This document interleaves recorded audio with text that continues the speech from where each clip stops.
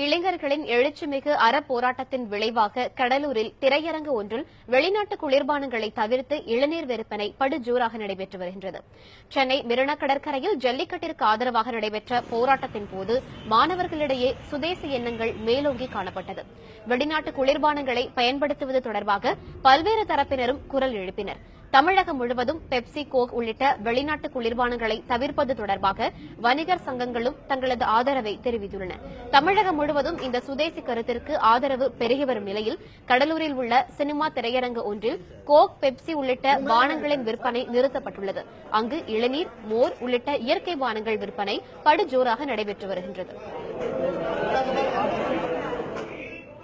திரையரங்கிற்கு வரும் பொதுமக்கள் உடல் நலத்திற்கு கேடு விளைவிக்காத இந்த பானங்களுக்கு அதிக அளவில் ஆதரவு பெருகியுள்ளது. இதுகுறித்து தெரிவித்துள்ள திரையரங்கு உரிமையாளர், விவசாயத்தை ஊக்குவிக்கும் விதமாக இயற்கை பானங்களை மட்டுமே விற்பனை செய்யப்போவதாக தெரிவித்துள்ளார்.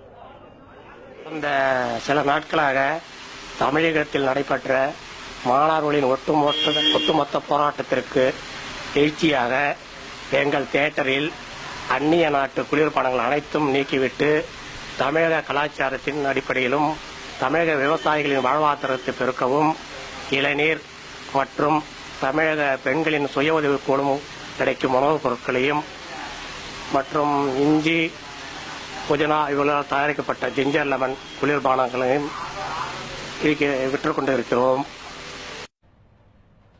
உலகையே திரும்பி பார்க்க வைத்த இளைஞர்கள், மாணவர்களின் வரலாற்று சிறப்புமிக்க அறவழி போராட்டம் தமிழக மக்களின் எண்ணத்தில் மிகப்பெரிய மாற்றத்தை உருவாக்கியிருக்கிறது என்றால் மிகையில்லை.